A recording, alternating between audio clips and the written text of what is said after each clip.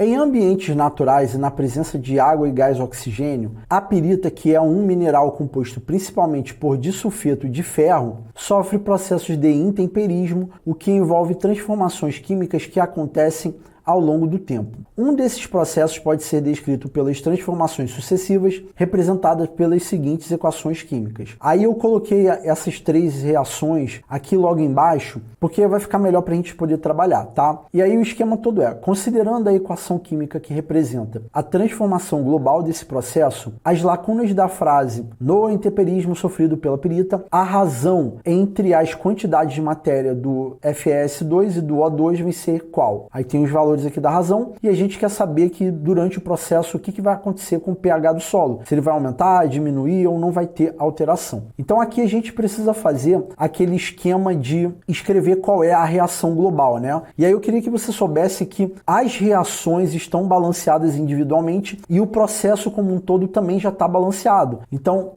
a gente só precisa cancelar as etapas intermediárias e reescrever a reação global. E aí a pergunta é, Marcelo, como é que eu faço para ver se está tudo balanceado ou não? O balanceamento individual você vai ver, né, elemento por elemento. Agora, o processo como um todo, você vai pegar o produto, né, formado na primeira etapa e vai ver se a mesma quantidade está na segunda. Então, por exemplo, ó, na primeira reação eu formo 2 mols do cátion de valente de ferro. Esse cátion de valente de ferro vai ser a mesma quantidade na segunda etapa, que inclusive eu já vou até cancelar isso daqui, que um está do lado direito e outro está do lado esquerdo. Aí, na segunda etapa, eu formo 2 mols do cátion trivalente, que é a mesma quantidade da terceira etapa e última, né? Então eu cancelo isso daqui. Então a gente vai fazer aquele trabalho de cancelar as etapas intermediárias, a mesma coisa que a gente faz quando está estudando a lei de Hess, tá? Então vamos lá, vamos fazer o esquema o seguinte, olha, vamos começar, ó, 2FeS2, e aí eu não vou colocar os estados físicos só para a gente poder ganhar um pouquinho de mais tempo. Aí eu vou ter uma quantidade de O2, ó, observem aqui,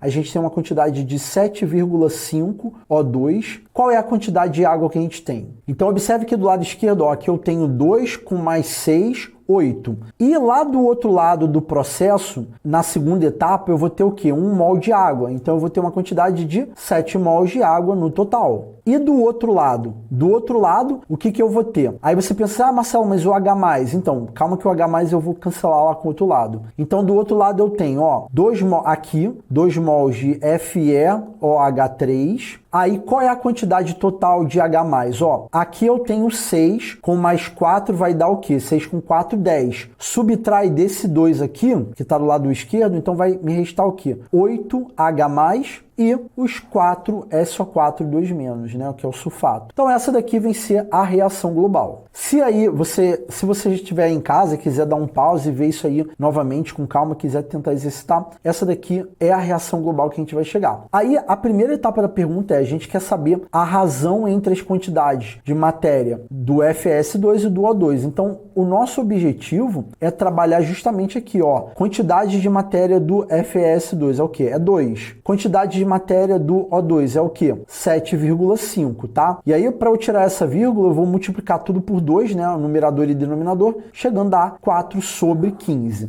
Então, essa daqui é a razão. Elimino a letra A letra B e a letra C. Fico entre a letra D e a letra E. E aí, com relação ao pH do solo, não sei se você está observando, mas eu tenho a liberação de H+, tá? Aqui, no caso do FeOH3, que é uma base, isso aqui é uma base fraca. Então, o que está sendo liberado para o solo é o H+. E o H+, né, que é o íon ácido, então isso vai reduzir o pH do solo. Por quê? Reduzir o pH do solo, eu vou tornar ele mais ácido aqui, ó. O H+ me dá esse indicativo. Então, dentre as duas alternativas, a letra D vem ser a alternativa correta dessa questão.